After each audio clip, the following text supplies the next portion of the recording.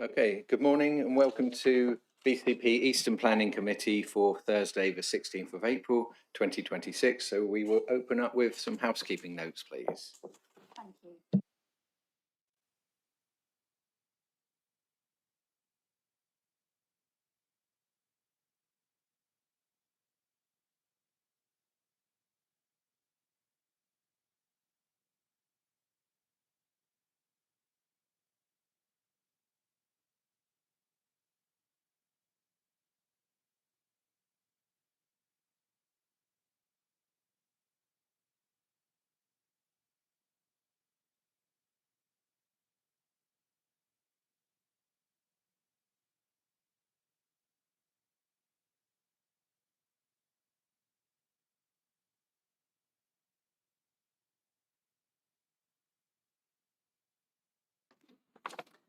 Item 1, apologies have been received from Councillor Marion Lepedevin and Councillor Joe Salmon. Item 2, substitute members, there are none.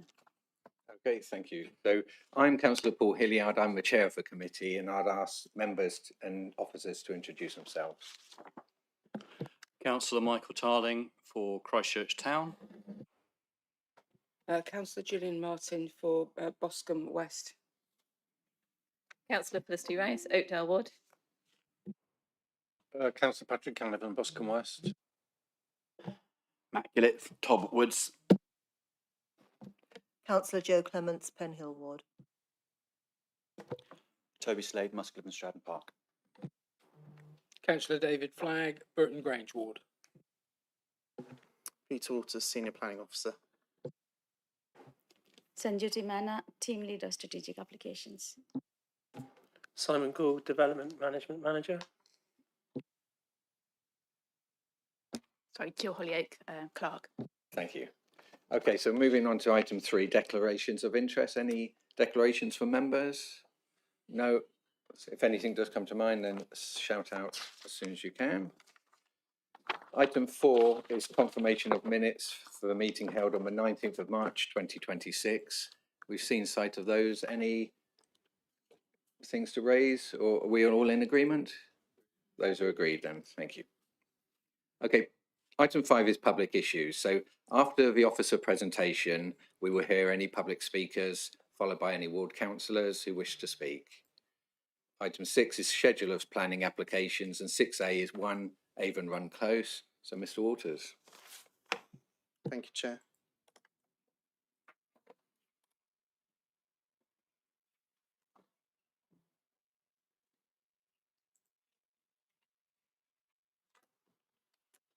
Okay, thank you, Chair. Today we're considering an application at 1 Avon Run Close in Christchurch for the demolition of the existing dwelling and erection of 2 detached dwellings with associated access and parking. Application reference P/26/00634/FUL. You will have seen the addendum sheet that has come round. There are a few updates to provide you this morning. The first is that there have been comments received from Christchurch Town Council. They were received after the report was published, but that was on the basis of a previously agreed extension of time with myself, so they are considered to be in time. You should have seen them in the update, in the addendum sheet, but they've raised an objection on the grounds of the impact of the proposals on the character and appearance of the area and the impact on neighbouring amenity. There's also some further updates on the addendum sheet to clarify that both units feature balconies, and there's a bit more detail about the officer's assessment of the relationship with the neighbouring properties. I've also included the financial figures for Heathlands and New Forest. This was available in the appropriate assessment, but just from a procedural point of view, I've been asked to add it to the officer report as well. So there's no change there. It's just adding what you will have already seen on that appropriate assessment. And again, in terms of process, slight change to the wording of the recommendations, no change to the recommendation itself, but it's following the format that we've now been asked to use. And as officer recommendation is staying the same, but it is with the recommendation of a few additional conditions to better protect the neighbouring amenity, and those relate to not being allowed to use the roof for use as a balcony, and also providing details of privacy screen for the balcony on Unit 2. So to provide a bit of context, location plan, let me put a pointer on. So hopefully you can see that the application site is here. It's at the southern end of Avon Run Close, situated just to the east of Avon Run Road, and then Avon Beach Car Park and Avon Beach itself, which is just here. The area is residential despite being located close to the beach. So just to take you through a few photographs, just to provide a bit of context. The first photograph is the front of the application site, and the entrance that you see is the entrance that would be used for the two dwellings. And then the second photograph is taken inside the site, looking effectively back at this photograph. Taken a few photographs trying to show the relationship with neighbouring properties. You'll be aware that there have been concerns raised by neighbours about amenity, so I've tried to kind of set this out as much as I can here. So at this point, we're looking east towards properties on Avon Run Road. Number 4 Avon Run Road is the nearest property, and I measure that as being approximately 13.7 metres from the boundary of the application site. And then 15.7 metres in total, because unit 1 is not hard against the boundary, so you have a separation distance there of approximately 15.7 metres. 3 Avon Run Road is also featured in the photographs, but that is further away. It's approximately 31 metres to the boundary. I have a longer garden, which you can see in the location plan. And so now we're looking south from where Unit 2 would be. So we're looking towards properties on Capes Fawn, which is next to Robbins Way. The nearest property is about 6.5 metres from the boundary. And then Unit 2, the proposed unit, is another 7.1 metres approximately, giving a separation distance of approximately 13.6 metres. Robbins Way, which are the properties over here, have a similar separation distance. So this is looking at the relationship with number 1 and number 2, Avon Run Close. Number 2 at its closest point is approximately 4 metres from its site boundary. You've then got a public footpath in between, which is shown in this photograph. That's about 1.5 metres wide. And then you've got the access road running to Unit 2, which itself is a couple of metres. So you have a separation distance of about 8 metres there, but the angles, as you'll see from the plans, are actually quite oblique, so you're not looking at direct window to window overlooking, you're looking at almost like a perpendicular angle. I just wanted to provide a bit of local context as well. So these photos are taken on Avon Run Road, so you'll see from my plan down here, you can see that a number of these properties have been extended, modernised. In fact, when you look back on street view images of the last 10-15 years, you see how much change has been undertaken. Also worth noting this site, which is at the far end of Avon Run Road, so Avon Run Close, beg your pardon. Avon Run Close is cul-de-sac, T-shaped cul-de-sac, so you come in on the access road. The application site is to the south, this site is to the north. And that was subject of, there was an original consent for 2 dwellings way back in 2011, which was then renewed in 2014. In the meantime, the applicant applied for consent for 3 dwellings, which was refused by the council at the time, however allowed on appeal. And in the end, the applicant implemented the 2 dwellings. But the point to make here is, firstly, you can see this is a similar example. It's an infill site. The site is larger. There is a difference in size, approximately 0.14 hectares of the application site versus 0.23 hectares. So there's clearly a larger site. However, in determining the appeal, the inspector actually considered that 3 dwellings could have been placed on this site. In fact, as I say, they've gone with 2. So I think I wanted to kind of give a bit of a sense of how the locality has changed over the last 10 to 15 years. And just to give a bit more context, 5 Avon Run Road is this is the application site here, and 5 Avon Run Road is a very contemporary design. You'll see in a moment when I show you the next photographs the change in the character of the area. So if I show you this is courtesy of Google, and you've got street views taken in 2009 and then a further one taken in 2023, and this is Avon Run Close now, so we're looking towards the application site here.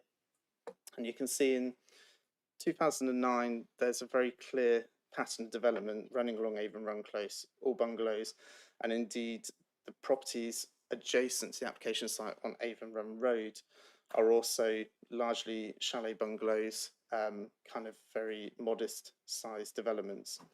And you compare that to 2023, and you can see I've shown you the photographs of what's taking place on Avon Run Road. The modern contemporary design property is there. I don't know if you can see it from the photograph, but with the pointer, hopefully that helps. Hard to point out in this photo, and I didn't want to bombard you with too many photos, but this bungalow has built a fairly substantial single-story extension with a curve on it.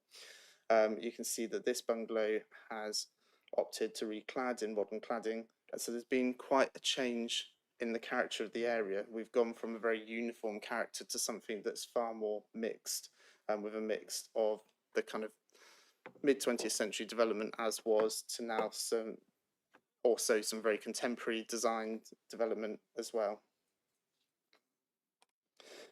So the proposal is to demolish that bungalow and erect the 2 detached dwellings. So if I move on to the site plan, you've got the 2 units here. So you've got unit 1 here and unit 2 here. For a bit of context, I think you can see on that screen better than I can see on my laptop. You can see a blue outline here. That is the existing bungalow that would be demolished as part of the proposal. You can see that a large percentage of the footprint of unit 1 would actually be within the footprint of the existing bungalow. The vehicular access is here, as was the case before, sorry, just here, and then you've got an access point down to unit 2. This runs alongside the footpath. There would be a fence installed then. Officers have considered the character of the area, and there is high board fencing elsewhere in the area, so that's not considered to be harmful to the character. In terms of parking provision, there are 2 allocated parking spaces per dwelling. The plans do make reference to garages, but highways have considered that the parking spaces are sufficient to meet the parking standards SPD. The garages themselves fall below the minimum requirement to be used for vehicles in the parking standards SPD. However, they do provide cycle parking, and so therefore they are policy compliant. But it's just I don't want to give the impression that there are 3 vehicular parking spaces for each unit. There are not. There are 2, but there is cycle parking associated. So just to be really clear on that, highways are happy with this. That is policy compliant with our parking standards SPD. Moving on to the elevations, they both take a very contemporary approach to the design. Flat roofs, plenty of glazing. In terms of materials, they've indicated buff brick, timber boarding and dark grey aluminium on the walls and window frames.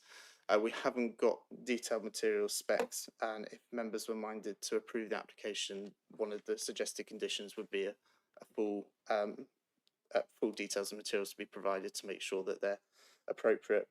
The design is contemporary in comparison to the bungalows, but when you consider what's been granted at the other end of Avon Run Close, and also that flat roof number 5 Avon Run Road, you can see that it's actually contemporary with what's been going on in the area anyway.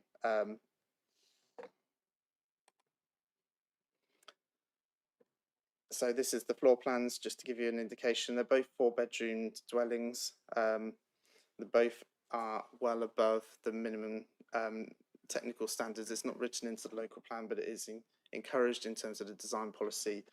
So the amenity for the future occupiers would be well served, and they both have plenty of amenity space, external amenity space as well. So unit 2, again, a contemporary approach. You'll notice in Unit 1 there is a balcony proposed that would be inset into the building, and that is on the south elevation. And officers are happy that when you look at the site plan, if I go back just for a second, where is it? Sorry, look at the site plan. That balcony is looking this way, and although there will be a slight overlooking of the bottom end of a neighbouring garden, that relationship in a suburban area is considered to be acceptable. So going back to Unit 2, again, you can see a balcony proposed here. Now, this is where officers are recommending that on the southwestern elevation, we would need details of a privacy screen to be provided. It's currently shown as just a balcony screen here, but we would need something to be more substantial in order to protect the amenity of the properties in Capesform, because again, if I take you back to that site plan, what we're looking at is the relationship here, and you can see that is a close point and there's almost direct window to window overlooking. So officers consider to ensure that that relationship is appropriate, that details of a privacy screen would be needed. The balcony predominantly looks to the south here, and the separation distances there, as I outlined earlier, are sufficient for that relationship to be acceptable. Don't consider that we need a privacy screen there because we're looking just across the neighbouring garden there, and again it's at the lower end of the neighbour's garden. So again, looking at the floor plans, 4-bedroom dwellings. Yeah, as I've mentioned previously, we would look in both instances, there are elements of flat roofs, which in theory could be accessed, and we wouldn't want to see that occur because of the risk to amenity of the neighbouring residents. And so therefore, one of the additional proposed conditions is to restrict those roofs so that they cannot be used for purposes of a balcony or additional amenity space. Moving on, the southern end of the site is covered by a tree protection area. The applicant has provided an arboricultural method statement, which has been viewed by our tree officers, and they're satisfied with it. I did note, and I've referenced this in the report, that there are some neighbour comments about some trees being felled. As far as I can see, having looked at the planning history, there was an application to fell trees, and so that appears to have been done in accordance with the application that was approved by our trees team. Also worth making you aware that the site is near to, but not in, the Mudderford Quay conservation area. The conservation area has an appraisal which is really helpful actually, and it talks a lot about how to protect the setting of the conservation area, and there are two things that it really picks up on. And the first is that buildings in proximity to the conservation area shouldn't be unduly prominent, and officers are satisfied that that isn't the case here. You've got a 2-storey flat roof. You would only get glimpses between the properties on Avon Run Road from the conservation area, and it won't stand prominently in the surrounding area when appreciated from the conservation area, which is what we're considering. The second thing is where possible to retain trees, which the applicant is proposing to do, because again, if you're looking from kind of this part of the conservation area, you appreciate the trees and that provides some of the setting to it. So officers are satisfied about the relationship of the proposed development to the setting of the conservation area. So to conclude, officers accept the proposal has a degree of potential to impact on the amenity of neighbouring residents. However, subject to planning conditions, officers are satisfied that the conditions will be sufficient to protect the neighbouring amenity. The protected trees are suitably safeguarded. The character of the area has transformed over the last 15 years, and the proposal is not considered to be harmful to the character of the area. Biodiversity net gain and highway safety are considered to be acceptable. Biodiversity net gain, I should just say, they provided the required metric. Our BNG team have looked at it and they're satisfied that subject to the purchase of biodiversity units, they would be able to satisfy the requirements of biodiversity net gain. We talked about the conservation area as well. So therefore, the officer's recommendation is that the application be approved subject to the conditions set out in the report, and the signing of the legal agreement to secure mitigation for the impact of development on protected landscapes, including Dorset Heathlands and the New Forest. Thank you. Thank you, Mr. Waters. So now we'll move to speakers. Thank you. So speaking in objection first, we have Chris Lake. If you'd like to come forward and whenever you're ready.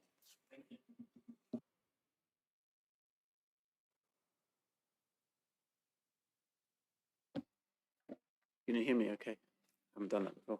But thank you. I wish to confirm our objection in relation to this planning application for Avon Run Close and bring your attention to the concerns raised by 18 objections, all of local residents, and also to highlight this application has been rejected and turned down by Christchurch Town Council with their local councillors and their understanding of the area, and they clearly see the issues.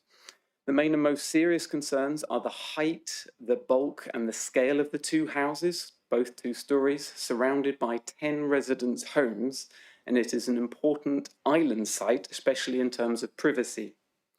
For the residents of number 4 and number 5 Avon Run Road, the proposed garage will be built directly on the boundary, forcing access onto the private properties and damaging the garden and removing hedges.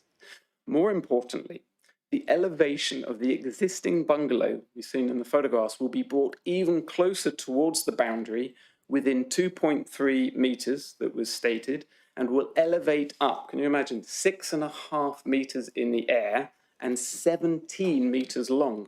It will be like looking onto a prison wall from current living space, living rooms and lounges and kitchens. And it will look directly onto that wall. And your remedies, Mr. Walters, did not address that point at all.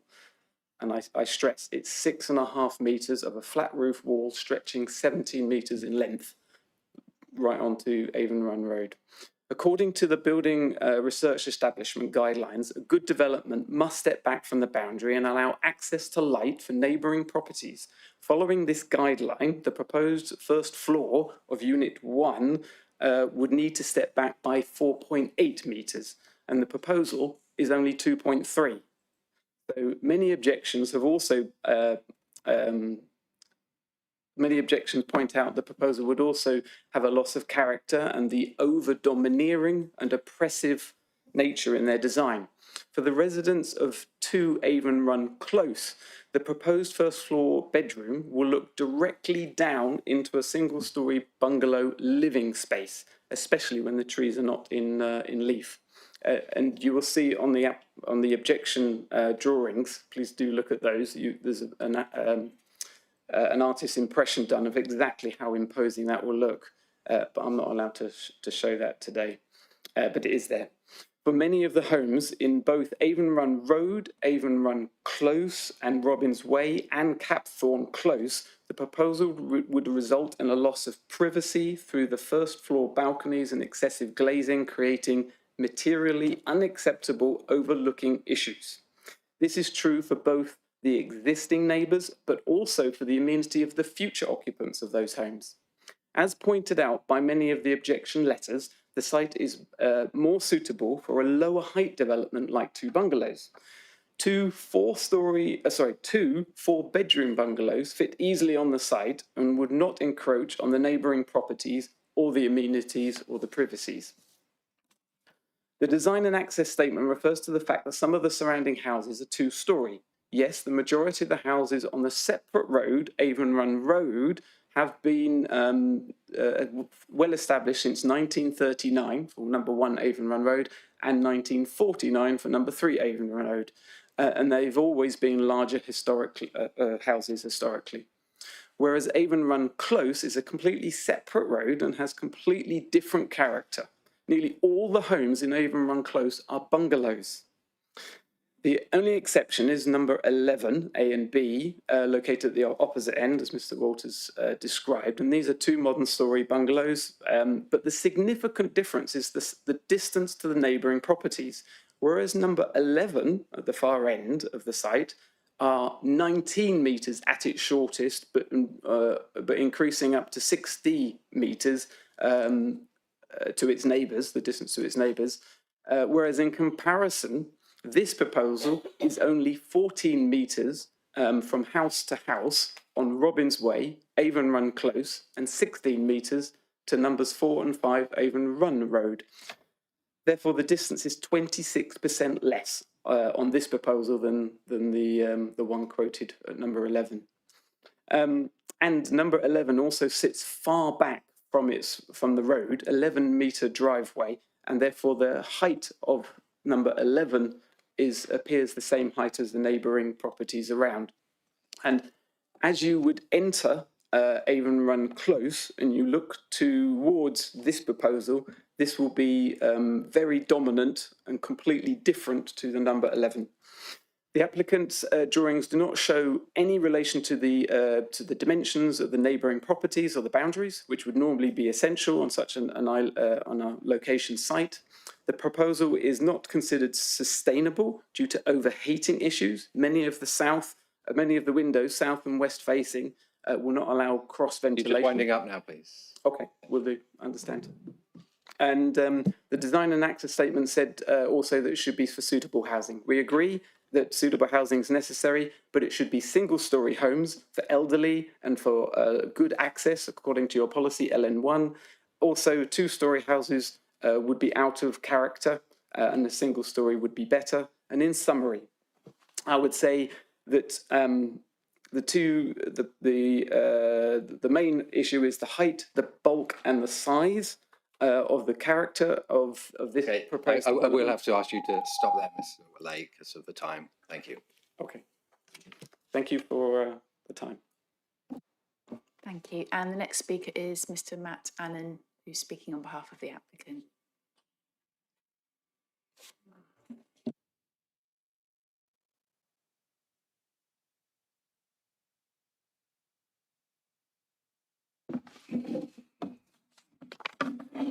Thank you, Chairman. Hello, members. My name is Matt Annan. I'm a Chartered Town Planner and Director of Pure Town Planning. The Planning Officer has comprehensively explained the full details of the proposed scheme in his opening presentation to you. Throughout this application process, we've worked closely with your officers, for which we thank them for their time and efforts in this regard, which has resulted in a scheme which is fully supported by your Planning Officer, their team leader, and the Council's professional consultees. I wish to now briefly outline the main considerations why we feel planning permission should be granted today in line with the officer's recommendation. Firstly, principle and character. BCP Council has a significant shortfall in housing, and as such, the report is clear. The benefits provided from the supply of new homes must have significant weight and a tilted balance in favour of granting planning permission. The site falls within the Christchurch settlement boundary, where the principle of additional residential development is accepted.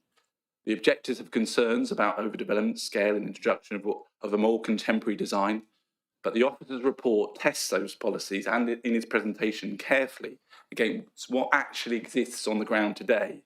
It notes that although the area was historically characterised by bungalows of a traditional form, that character has evolved, particularly on Avon Run Road, where properties have been redeveloped or extended, and a more contemporary form of development incorporating flat roofs and large fenestration arrangements has already emerged. As set out in the officer's report presentation, 11 Run Close was originally a bungalow on a plot of similar size, shape, and this has already been subdivided into two plots with two-storey flat roof contemporary buildings. Given this is within the immediate context of the site, your officer concludes that the proposed similar form of development would not appear out of character. Therefore, this application before you follows an established pattern of development and presents an opportunity to make an effective use of a sustainable site. It is considered that the delivery of additional dwelling in this location represents a sustainable pattern of development which would have acceptable impact, character and appearance of the area in accordance with design policies HE2, LN2 of the local plan and saves policies H12 of the Christchurch local plan. Secondly, looking at amenity. As confirmed by a detailed assessment at paragraphs 31 to 41 of your officer's report, which reviews the proposed dwelling's relationship to each of the surrounding neighbours and confirms that the proposal are considered to have an acceptable impact on amenity of all neighbouring residents subject to planning conditions, and therefore is in accordance with the policies HE2, design of new development of the Christchurch and East Dorset local plan. The orientation and placement of houses on the plot together with the floor plan layout and well-considered window and balcony arrangements, ensure the privacy of and amenity of all neighbours will be safeguarded. The back-to-back and back-to-side distance to neighbouring properties all accord with common principles set out within urban design guidance.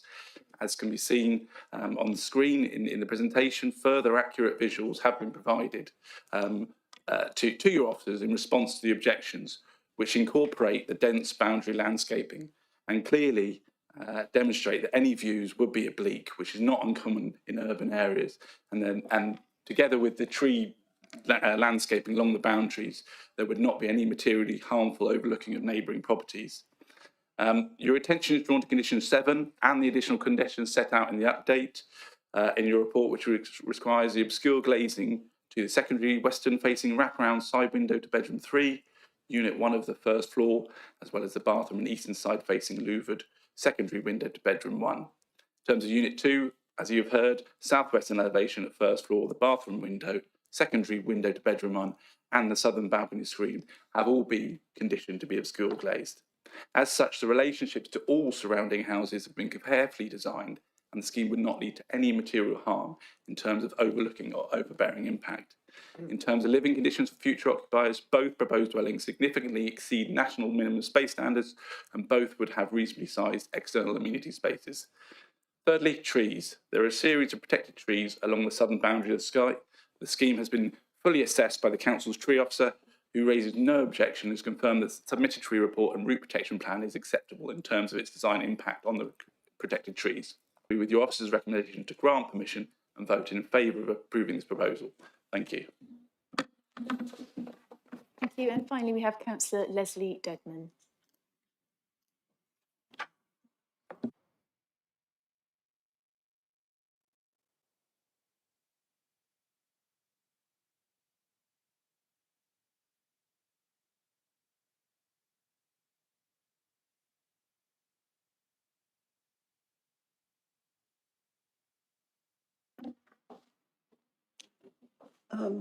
Yes, thank you very much. I'm the ward councillor. And as you're being asked, it's demolition of existing dwelling and erection of 2 detached dwellings, which in fact adds 1 more dwelling. It doesn't add 2. So I think I might get that in. As you know, I hardly ever bring anything before this committee, but on this occasion, I really feel this proposal needs to come to you. And I thank the officer for a very detailed report. I can't agree with the conclusions, and may I just say that nor do our town councillors. The proposal is unacceptable as it is. On site, there's a bungalow and a long narrow garden, and it's got a right-of-way path just coming by the site. The photographs that the officer showed you give an impression of a large area, but in actuality, it's a narrow garden with a bungalow in it. We are being asked to look at 2 huge dwellings being squeezed in. In addition, the large buildings that the officer has mentioned on the other end of the site of the cul-de-sac are way up the other end. They're not visible from the close in general. So I think that's a bit of a red herring. There are 2 big houses, but you can't see them from the close. The locality has not been transformed. Properties in this close are modest bungalows. They've been updated. Of course, everybody updates their house. We all go to B&Q, I'm sure. But it hasn't changed character at all. One of the things that I was concerned about in this application, with my green hat on, which I don't usually wear, as you know, is first of all the demolition of an existing bungalow, which to me, from the outside, looks fine. But if this is necessary, then I would be content with 2 bungalows on the site. As the applicant says, they'll be very eco-friendly. And they would fit in with others in the small cul-de-sac. But you're being asked to approve the erection of 2 huge houses taking up every inch of the plot, and it necessitates the removal of a very long established beech and holly head running alongside the right-of-way path. I'm very concerned about the almost sidelined mention of the trees. They're beautiful, old, massive trees at the bottom of the garden. It's all very well to say, oh, well, we're going to have a plan to not damage the roots. I think all of you on the planning committee know that that isn't usually possible. The roots do get damaged, and I'm very, very concerned about that, despite what our tree officer, who is obviously, I accept the professional, says. I'm not going to go into all the technical issues. I can't remember all of the policies from my time on Dorset County Council. They're probably wrong anyway now. But I would just say as well that apart from all the reasons why this is unacceptable as two massive houses, you must be concerned at all the constraints that are being put on. You can't do this, you can't go on the roof, you can't do that. If it was an acceptable plan, surely you wouldn't have to put all these caveats on it. And it's got so many preventative measures. In fact, I haven't had time to read the addendum, but I know there are a lot more there. I'm very concerned about this application in general. As I say, I'm not against one bungalow if it has to be demolished. It may be out of date, I don't know. It looks fine from the road when I go past. If it has to be demolished, put two houses in its place that are acceptable, not these massive taking up the whole site dwellings. I don't think I've got much more to say, which is unusual for me, isn't it? I know that. So I think I'll ask you again, please do not accept this application as it is. There are lots of things wrong with it. I think you've probably heard much more from our resident, Chris. And excuse me, losing my voice now. I hope you can see it in your hearts to refuse it. Thank you. Okay, thank you. So, Mr. Waters, is there anything you wanted to come back on, in particular the separation distances, please? Thank you. Yeah, thank you, Chair. The separation distances between some of the neighbouring properties are below what would necessarily be in the design guide. That has been mitigated by the conditions proposed, and I picked up, excuse me, sorry, on Councillor Dedman's point about using planning conditions, but I would refer members to paragraph 56 of the NPPF, which states that local planning authorities should consider whether otherwise unacceptable development could be made acceptable through the use of conditions or planning obligation. And it's your officer's recommendation that that is the case in this instance through the use of the planning conditions, that the impact that otherwise would cause harm can be mitigated through the use of the conditions, which is why you have the recommendation to approve in front of you. Thank you. No, sorry.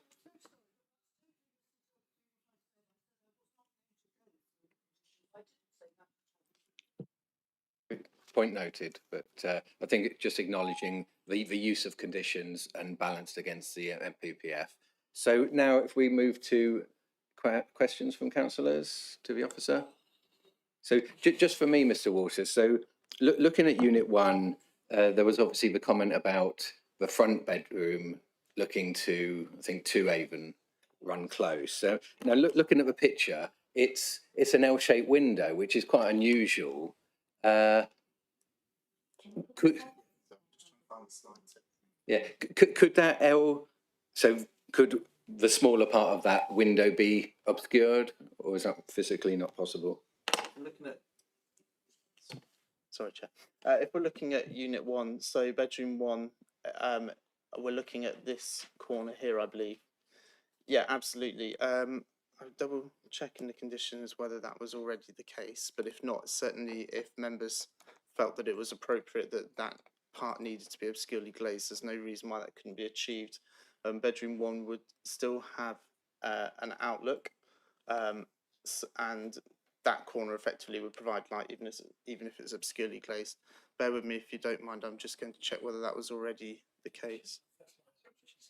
Yeah, first line of conditions 7. Okay, thank you for that. But also, while you've got that picture there, so looking at the balcony at the bottom of the right-hand side, so you did say that is looking into the end of someone's garden, which clearly people do use as an amenity space, and we're not talking about any obscuring or height restrictions on that, are we? No, thank you, Chair. So that balcony is recessed. So if I can get my cursor to stay still, it's recessed. So these are solid walls, so you wouldn't have any visibility from either side.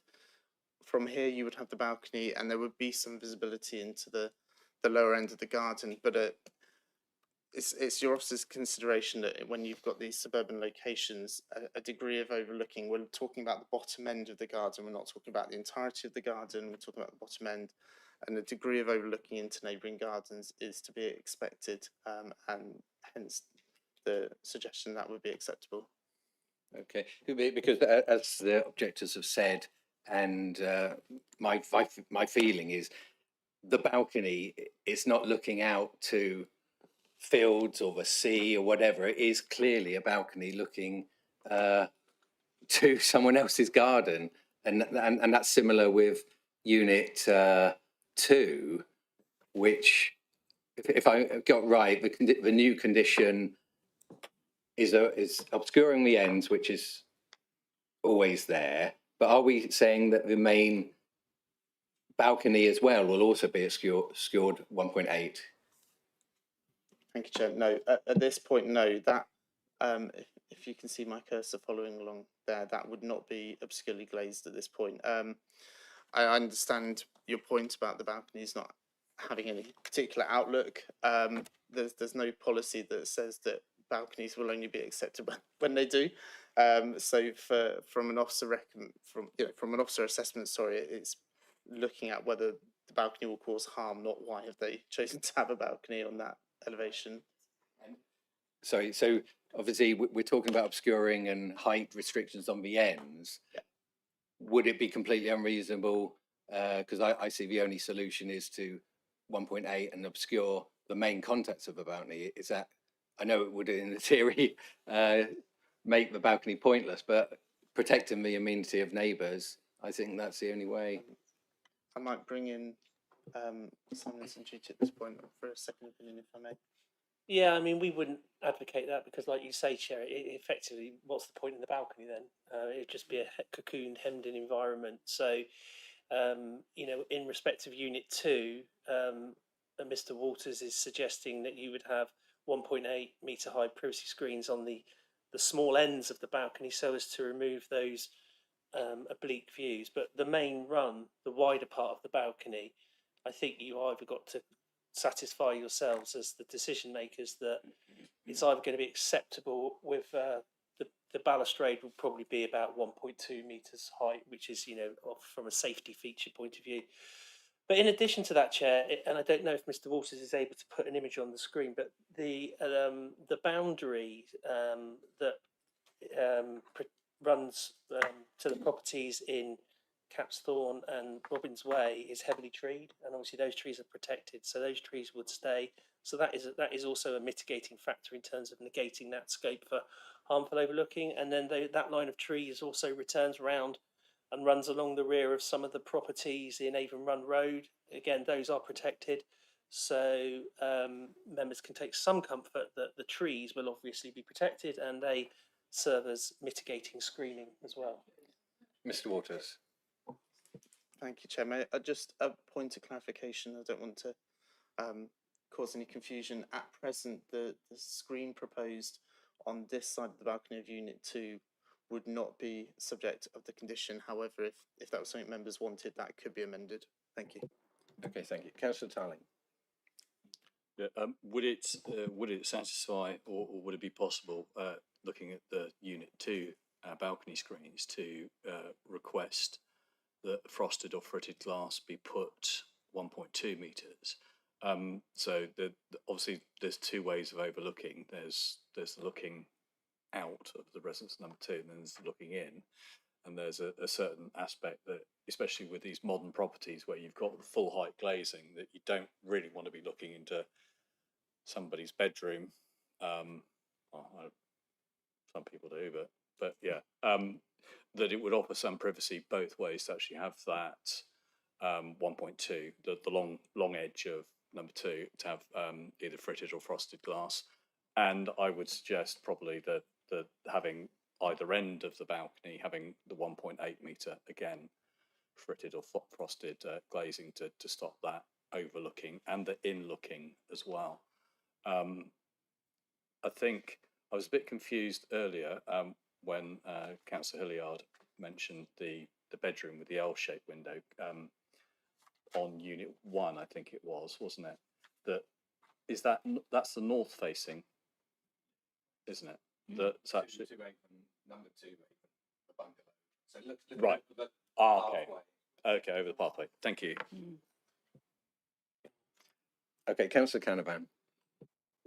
Thank you, Chair. The main key objection from those who are objecting to the proposal seems to be about the pure scale and mass of these new proposed buildings. And reference has been made in the objection from Christchurch Town Council about policy HE2, which on the one hand, the objector is saying isn't met, and on the other hand, the applicant's saying it is met, and apparently you're saying it is met. What I'm seeking to understand about HE2 is whether we're talking about a purely aesthetic judgment, or is there something more technical in HG2 about dimensions that would question whether this is compliant? Mr. Waters. Thank you, Chair. If I can come back on points from both councillors. If I start with the 1.2 metre frosted across the front of the balcony, I don't see any reason why we couldn't. It wouldn't prevent it being used as a balcony in that respect, so I don't see any issue with that. To answer Councillor Canavan's point on HE2, no, there's no specific, it doesn't state it has to be X, Y and Z. I think it's worth making the point about scale here, about the permitted development rights that exist for bungalows now, and that has to be in the back of our minds, in that there's no restriction in the planning history to stop the owner of the bungalow putting a second floor on that bungalow. Permitted development rights now exist, subject to the usual processes that you have to go through. So I think in terms of it being two-storey, it would be very hard to resist a two-storey development going there in some form, for the very reason that the existing owners could exercise their permitted development rights and use them to extend upwards, and we would have less control over that than we do this application, which is a full planning application in front of the committee. So I think it's just worth bearing that in mind, if I may suggest. Just touching on the HE2, yeah, it is. I think what Councillor Canavan is saying is, how subjective is it? Is there dimension to what bulk and mass implications are? Thank you. Thank you, Chair. I've got the local plan here, so I can read it to you if it would help. It says, within Christchurch and East Dorset, the design of development must be of high quality, reflecting and enhancing areas of recognised local distinctiveness. To achieve this, development will be permitted if it is compatible with or improves its surroundings in layout, site coverage, architectural style, scale, bulk, height, materials, landscaping, visual impact, relationship to nearby properties, including minimising general disturbance to amenity, relationship to mature trees, and it says this is within the context of the Christchurch Borough-wide character assessment. The next bit relates to East Dorset Urban Design Guide, so I will leave that out. It's subjective. It's a planning assessment. It is. There's no, as you can see, there's no specification to say that there has to be this distance between properties. They have to be of a certain height. As I said, the conservation area appraisal, it does relate here insofar as it would oppose development that would be prominent, and the fact that it's two-storey and two-storey flat roof prevents that occurring, but that relates to the conservation area, not directly to Avon Run Close. So they're connected but not in the same, but HE2 no does not specify it explicitly. Okay, Mr. Canavan. Thank you very much for that. I absolutely understand the point you make about permitted development and the fact that there would be very little you could do around the extension of the existing bungalow. I get that, but we're not talking about that here, are we? We're talking about fairly significantly different properties, not just one significantly different property, but a second equally bulky property. So I'm just trying to assess in my head where that judgment is being, or how that judgment is being assessed. Is it purely about a housing need? I mean, is that the be all and end all of it? Apologies if that sounds a bit unfair. Yeah, I think you're right. It is a little bit on the housing need, but I think the context which Mr. Waters said of the location also adds to the debate. So we just move to Councillor Martin. Thank you. I was just going to ask about the garage in Unit 1, because is that the side of the garage? Is that going to be? Is that the one that's going to be flush with the boundary, and a hedge has got to come down? Because to me, it just seems pointless. Why has the architect put a garage in there when it's not going to be big enough for a car? Because if it's going to be a bike store, you could bring it in line with the floor above anyway. You don't need to be building out that.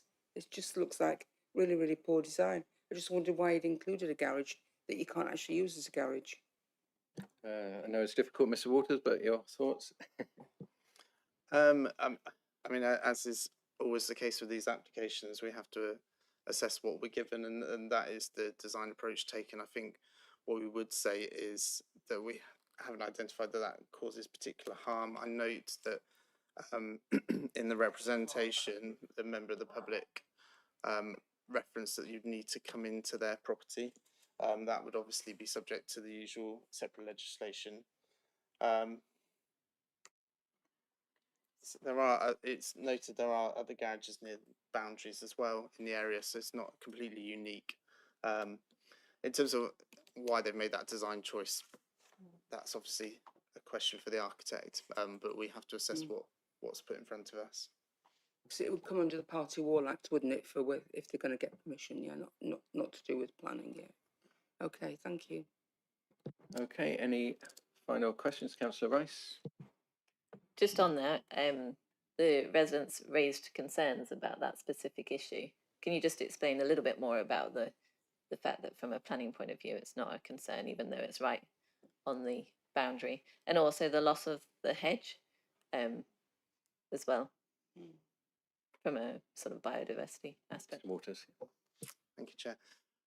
Yeah, so in terms of it being right on the boundary, other legislation would still apply, so Party Wall Act and what have you. Planning Commission doesn't override that at any point, as is always the case, so they would still need consent from the neighbours to access the land and what have you. The loss of the hedge from a biodiversity perspective is not a protected hedge. It obviously has biodiversity value, and we would always encourage applicants where possible to retain everything that they can with biodiversity value, because that's obviously established. However, the biodiversity net gain regulations don't prohibit the loss of the hedge so long as we achieve 10% net gain.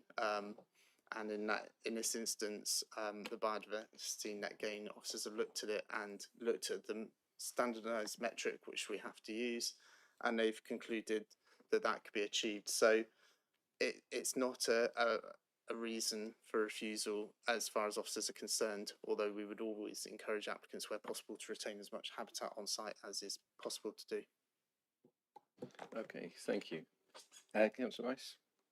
Yeah, a separate question with regards to the public footpath. It's not very clear from the drawings. Can you just clarify the height of what any boundary treatment will be? My concern is just in terms of the amenity of the footpath. It's quite a different experience as a pedestrian to walk along an area that's got hedging, as opposed to a solid structure, and that does have an impact on whether people feel safe using a path or not, and also the height of it. Ms. Waters. Thank you, Chair. I've pulled up the photo just for everyone's reference. It would be replaced by a closed bordered fence. I just need to double check myself with the height of that. I believe it's 1.8.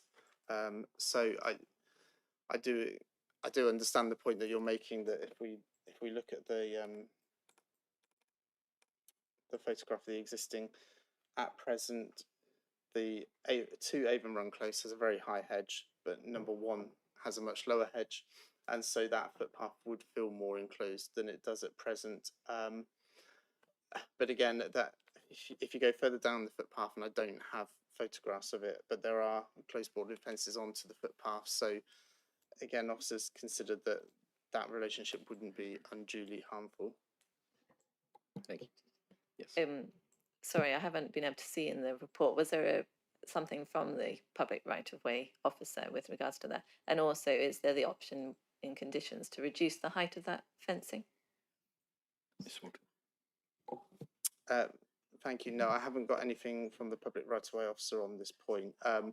But in terms of boundary treatment, if members felt that boundary treatment needs to be revisited, then I don't see any reason we couldn't add that as a additional planning condition if they felt that that was the appropriate thing to do here.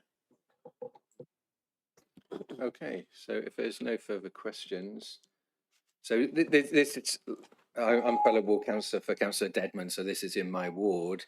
And yes, we're right, we have seen a lot of changes in the ward, and certainly along the Avon Run road, the close, apart from the other end at 11, is retained as bungalows. But yes, I do acknowledge it's a big plot, but I think the speaker was right, or the councillor was right to say there are a lot of conditions to make this application suitable. And for me, the biggest point was about the balconies and the potential use for the roofs as space, as we've seen in other developments like the Southbourne Crossroads. So yeah, my fear is that it is squeezed in a lot of property squeezed in that small plot, and the potential for overlooking. Councillor Tarling. Yeah, thank you, Councillor Lilly, for speaking first. I think it's quite important as ward councillor you do that. And it's I appreciate the residents' views on this. However, if we have a chance here to decide to put some conditions on this application, as we're finding a lot at the moment, we all get the emails about appeals and appeals won and lost. My concern is that if we refuse this at this stage, and you know we don't have the chance to put any conditions on this, that it goes to appeal, and that potentially we lose the conditions, and that the applicant gets exactly what they want. If the committee is so minded, my thoughts, and I appreciate the height thing, but you know, across the whole of Mudderford and Friars Cliff bungalows are getting dormer conversions, having balconies or dormers on them. It's I live in Mudderford, and you know, I know this area reasonably well. It is happening, and we're finding a lot of these architectural style of buildings going up in Friars Cliff and Mudderford, these fully glazed things. My big concern, as we can see from the image actually on the screen at the moment, where you've got these glazed balconies, and you could actually see straight into people's bedrooms. And I think that the best way to mitigate that is to insist that is fritted or frosted glass on the balcony looking out. For that one, I believe that's Avon Run Road, isn't it? Yeah. It has amazing sea views, and that's why they've left it so you can lie in bed and you're looking out through the pine trees over the car park where my son's learning to drive at the moment, around that car park. But you can actually look out over the over the sea. It's a smashing view. It's not the same for these two bungalows. They can look out at some trees or the bottom of one of the residents' gardens. I think the key thing. So I think having the frosted or fritted glass on the either ends of the balcony, and then having the 1.2 as an opaque, basically reinforcing that condition, I think would be something that we should consider. Thank you. Okay, any more speakers? No, unfortunately not. No, yeah, we do know that key issue. Yeah, we know. Yeah, we have to. we have got, yeah. So is there, yeah, Councillor Martin? I've got lots of concerns about these two properties. I am very much. I can see Councillor Talon's point of view, though, that the concern is that if we, if we haven't got grounds to refuse it, we could end up with not being able to put conditions on. That would be my biggest concern. Basically, I'm concerned the building, especially with that garage, unnecessarily coming up right to the party wall and having to lose a hedge is just totally unnecessary. That's just really, really poor design. And it makes I was listening to one of the residents saying it's quite oppressive to look at for the other people. This is going to make it just an oppressive wall for people to look at. So I'm concerned about that. I'm concerned about the tree roots. It's quite right that if you build something near something, it will affect tree roots. But my really biggest concern is that these are 4-bedroom properties. They're all en suite, and you've got very little gardens. You'll get very little gardens. They're really not family homes. That would be my biggest concern. And I did sort of think actually they would be perfect for HMOs because they've all got their own little en suites. You don't have that in a family home. I've just got so many concerns that these are. It's an increase. You've got an increase of one extra dwelling, but they're not built family homes. I don't think that would be my biggest concern. Okay, thank you. Councillor Canavan. Sorry, just a follow-up question to Councillor Martin's point. Is there a way in which you could condition something about the screening between that garage wall where the objectors have said, they're facing this big brick wall? Is there any way in which you could condition it so that there is still some screening of some kind by retention of the hedge or some other means that would prevent that just view of a long brick wall? Mr. Waters, I think you said it's right up against the wall, but is there? Yeah, thank you, Chair. I don't see any way that the hedge could realistically be retained. In terms of screening, it would be difficult because you'd then be potentially starting to encroach into neighbouring property, which obviously you can't do. We we are recommending a condition regarding materials, so there is some control over that in terms of we could require the materials to be, maybe. I'm trying to think of how we could.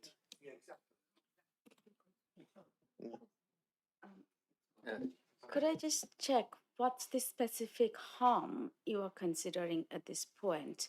What's the harm against which we are trying to mitigate by introducing this condition? Is it the loss of the hedgerow we are concerned about? Well, it's two things. Partly it is the loss of hedgerow, but it's also trying to meet the point that was raised by the objectors about that apparent just straight view onto a brick wall, and whether that could be mitigated in some way. But the garage is single story, and you have neighbors' garages next to your boundary in these kind of settings. I think along the Avon Run Road, you have properties with garages literally sitting up to the boundary. So unless we can demonstrate a harm that needs to be mitigated by conditions, it's actually quite difficult for us to suggest a condition. So, did that answer yours, Councillor Canavan? Councillor Rice. Yes, no, it was on my notes before, but I forgot to ask about it. It was just with regards to getting clarification about the residents' concern about the 17 metres and what the planning view is on that.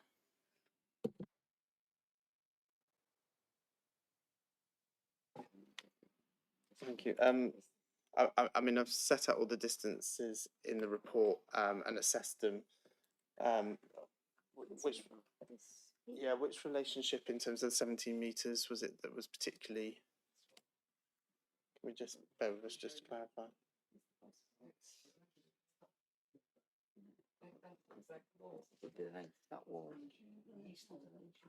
Right. Unit 1. Of Unit 1. And those are, so the east elevation of Unit 1 are the two, so that's the two windows. So I can go back to it. Let me just find it. So we'll talk about this one. Both of those windows would be obscurely glazed. They Yes, so no more interruptions, please. they've proposed a louvre.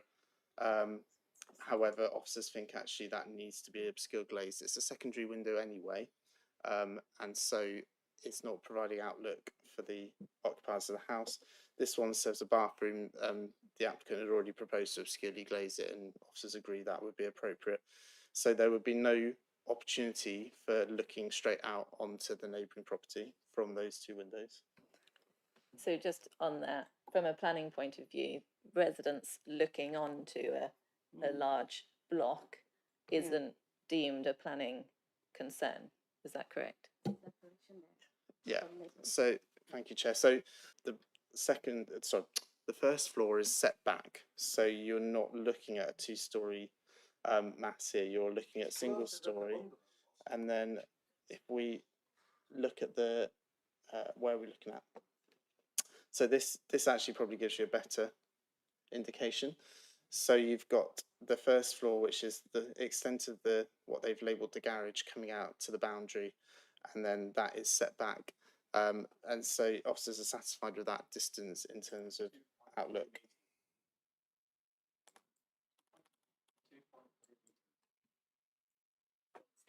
Okay. Did you want to come back, Councillor Rice? No, just to confirm, from a planning point of view, I assume if there had been windows looking onto the neighbouring area, that would be more of a concern. But because it's a blank wall, from a planning point of view, that's actually okay. Yeah, I think let's just confirm that position. Yep.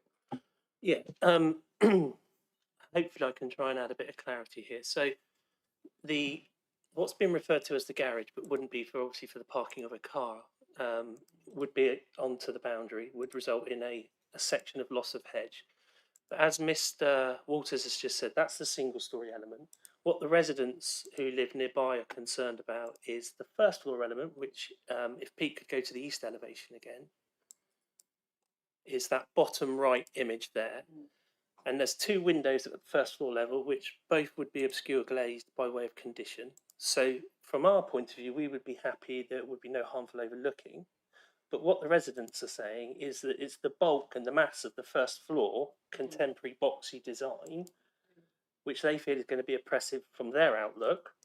And if we look, sorry Pete, if we go back to the site layout plan, and Mr. Walters made reference to the blue outline of Unit 1, which is the current bungalow, and you can see there's a section which is kind of beyond that garage of the red wall, which is first floor at that point, which is slightly closer to the boundary than the blue line.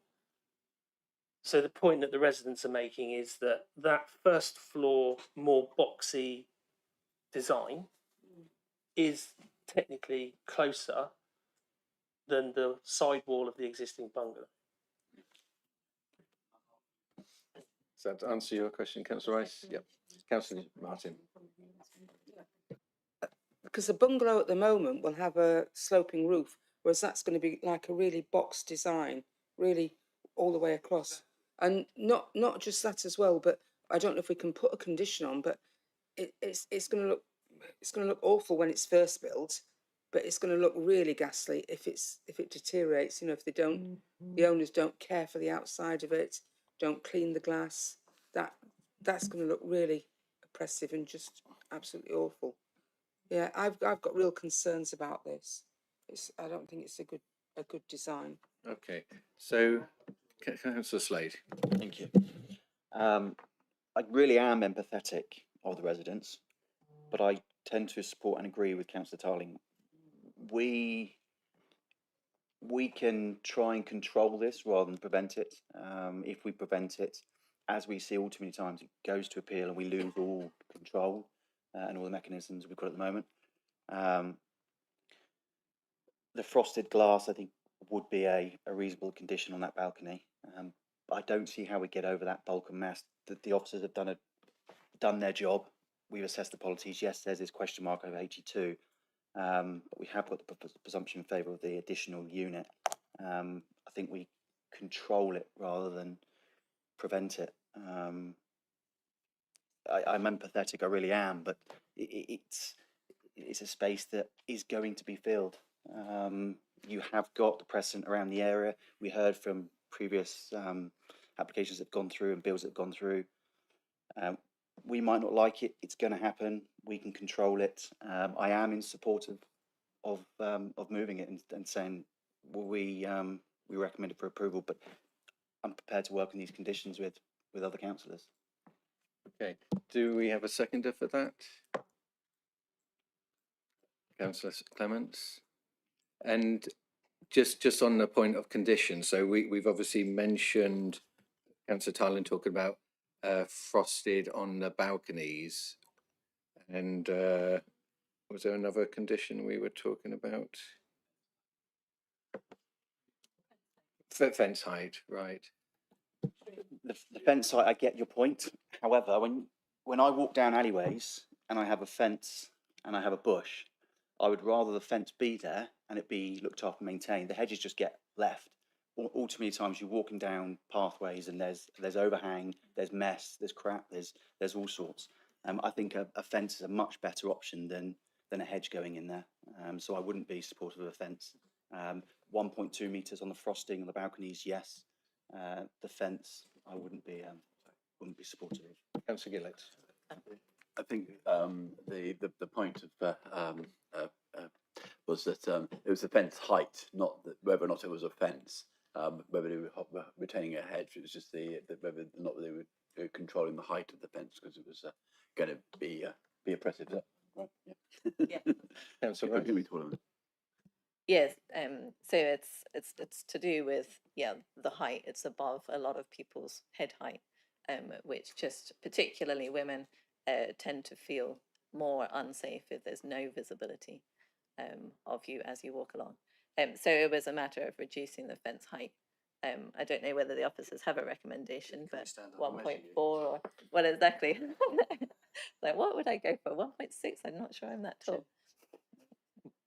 Right. So what were you recommending? 1.4. 1.4, yeah, right. But I'm happy for officer recommendations.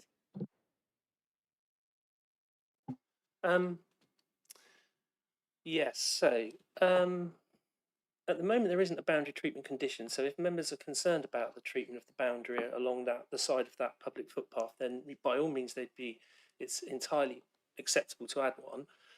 I'm looking at the Google area at the moment. I don't know if Mr. Waters is able to put back on the photograph that looks down that public footpath, but or actually no, the site layout plan again. Sorry.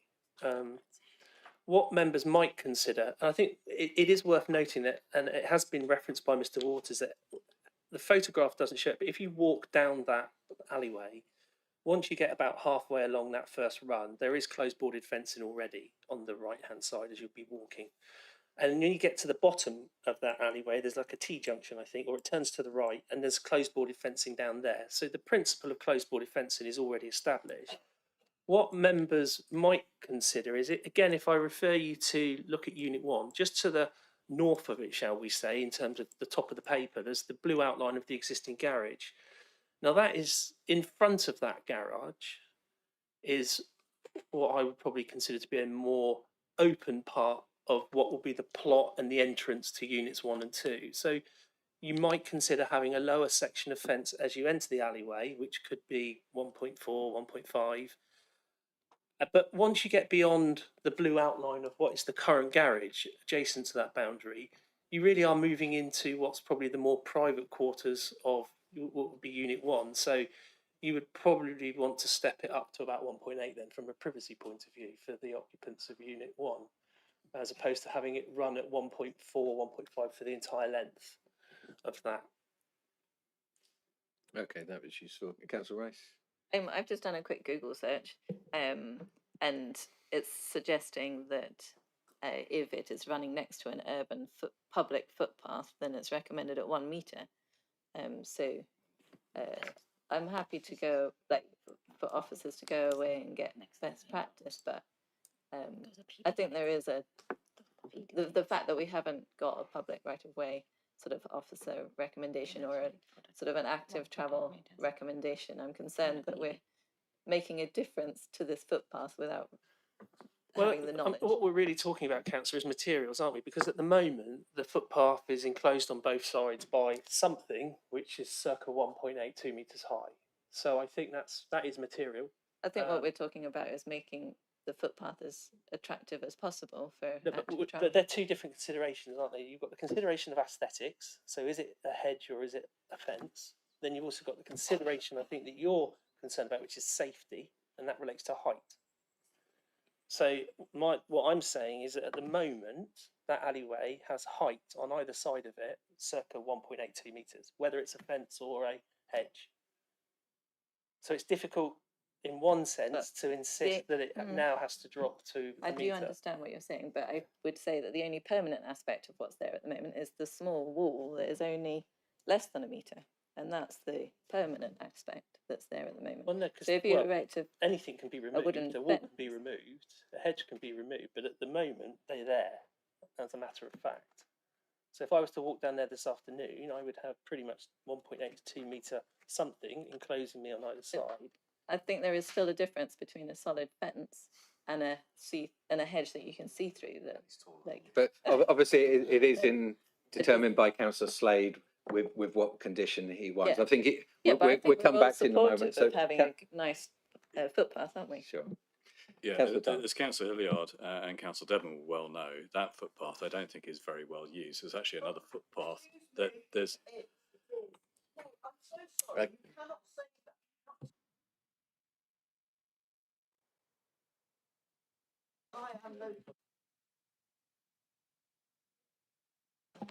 Thank you. There is another footpath that comes onto the bottom of Open Run Road, which sort of follows the beach and cliff path. But I'll apologise, Councillor Devman, that yes, you probably do use it, and yes, you. Well, fine. In which case, what I'm about to say probably makes more sense. I do take on board Councillor Rice's views.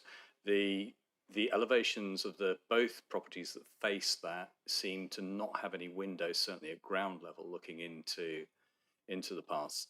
Plus, the rear garden of Unit 1 has what looks like a hedge closing it. So I think reducing the fence height wouldn't actually affect the privacy too much. In fact, it might be an advantage that you have some overlooking, that if you you left your car there, that somebody is overlooking your car and it's not hidden away. Regarding the sort of family use, that I'm sure the sale prices of these units will put it well out of the reach of most families anyway, and they're probably going to be second homes. So I wouldn't worry about that, Councillor Martin. I think they'll be that's probably where they'll be.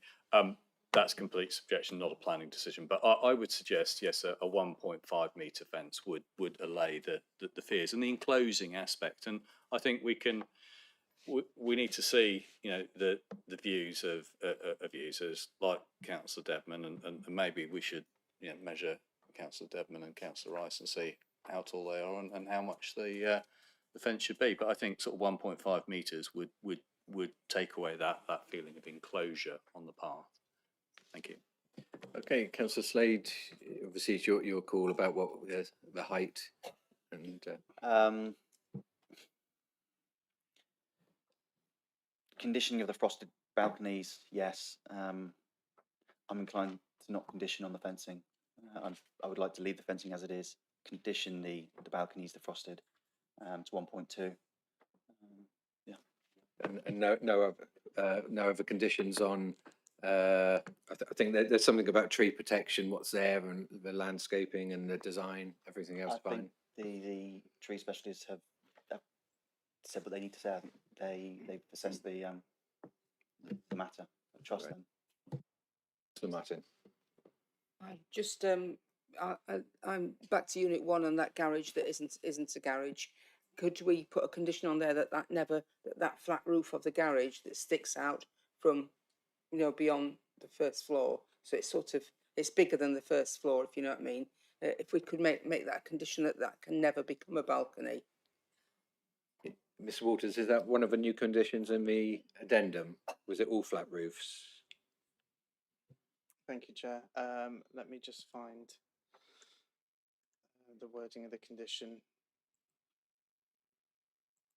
Right.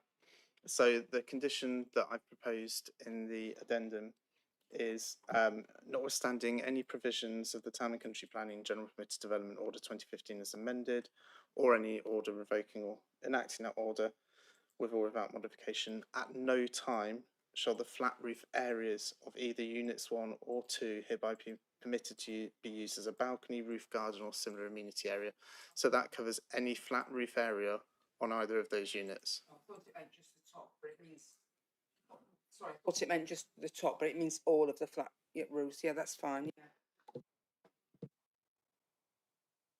Second, can we put, because like some properties that you look at for sale, you're not allowed. They are for, you can only occupy them 11 months of the year. They are intended as holiday places.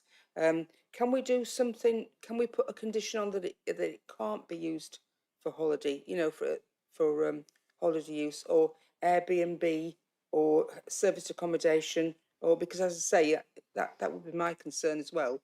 You could end up with 8 different little people living in these places, 8 couples.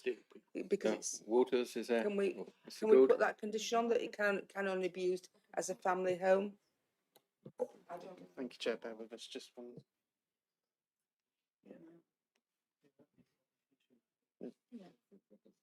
I may defer to Mr. Gould and Mrs. Manor here on this, or Dr. Manor, sorry, if I may. Okay, Chair. So you could, there is permitted development right to go from a C3 dwelling house to a small, what's called a small C4 HMO. So you could remove those rights because it will ordinarily be permitted development. It would be in Christchurch. It wouldn't be from Bournemouth, for example, because there's an Article 4 direction there and a small area of pool as well. Airbnb is a real grey area in terms of planning law, and it really comes down to fact and degree. So, for example, if you've got your house and you do a house swap with someone in Canada for 2 weeks, they come and live in your house, and you go and live in theirs, they're on holiday in your house. So it's not simple. It's a real case of fact and degree on that. But in terms of if there was a concern about it going to HMO, yes, you could add a condition along those lines to remove that.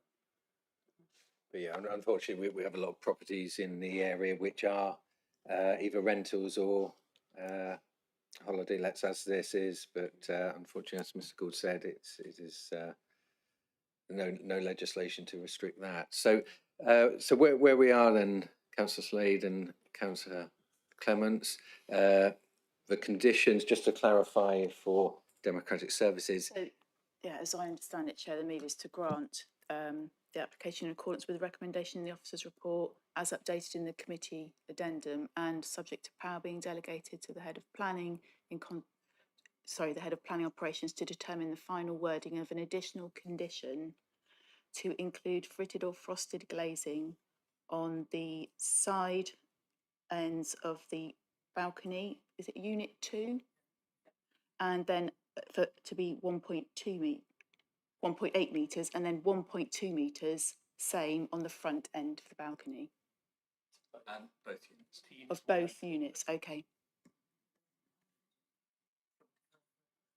Yes, please. Yeah, just to clarify that to members. So if we start with Unit 1, you'll recall that the balcony on the rear of that property is recessed. So the actual physical structure itself juts out. So it acts as a privacy screen.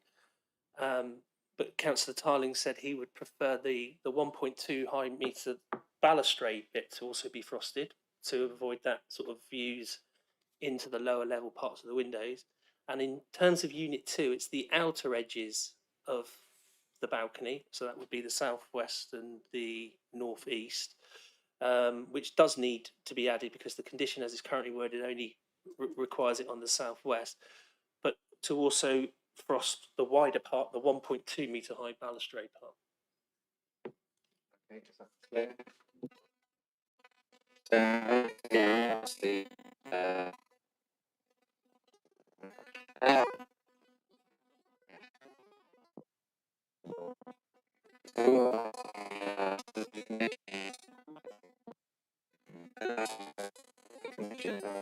conditions is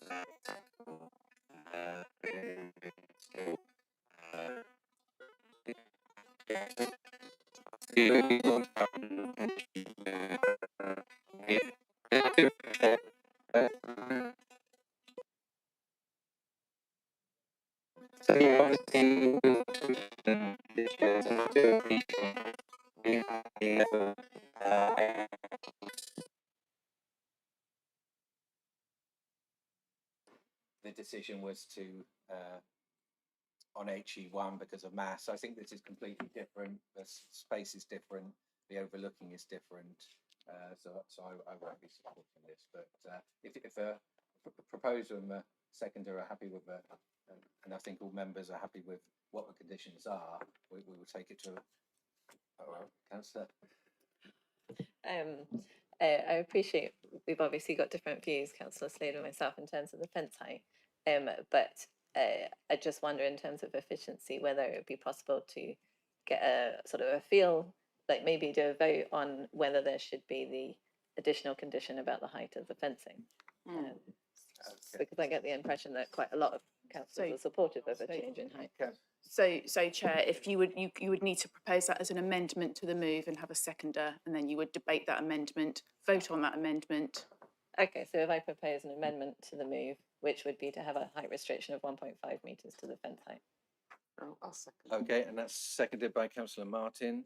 So if we vote on that, so confirm again. So 1.5. 1.5, and what we were talking about 1.8. Yes, I think it was 1.8. Okay, so we'll vote on that amendment. So those in favour of 1.5. About 2 feet, isn't it? 1, 2, 3, 4, 5. What's the difference between Those against 1.5. 1, 2. And abstentions. 1, 2. Okay, so that motion is adopted as part of the ongoing condition. So the condition will be as per set out, but with 1.5 height. Chair, sorry, I don't want this to become complicated. At the moment, there is no boundary treatment condition. So if members have decided that they want that northwestern boundary that runs along the side of the public alleyway to have a boundary treatment no taller than 1.5, can I suggest that members just add a boundary treatment, which obviously then a general boundary treatment, because we might have interest in some of the other boundaries as well, but also to specify within that section along adjacent to the public footpath should have a feature that's no taller than 1.5 metres. Okay, that's useful. So Councillor Slade, you're happy with that? Councillor Clements are happy with that? Okay, so is everyone clear with what we're voting on? So it is to accept as set out by the officer. So if you're in favour of approving, vote now. 1, 2, 3, 4, 5. If you're against, show now. 1, 2, 3, 4. And abstention? None. Okay, so that is approved as set out with those additional conditions. Thank you. So moving to item 7. Item 7, so it's the appeals position. So the tables are just indicating BCP performing within the targets for quality of planning decisions, majors and minors. Were there any comments on that report? It's just for noting. Was there anything you wanted to bring out? Not really, Chair. Obviously, the figure 3, table 3 is probably the most pertinent. It gives you the monthly update, so you can see that in the month of February there were a total of 5 appeals, and 2 of those were allowed, so that's 40%, which is just slightly higher than the national average. But obviously, if we put it into the context of previous months, it does still show that we perform, in line, if not slightly better than the national average. Thank you. So that report is noted, and now we close the meeting. Thank you.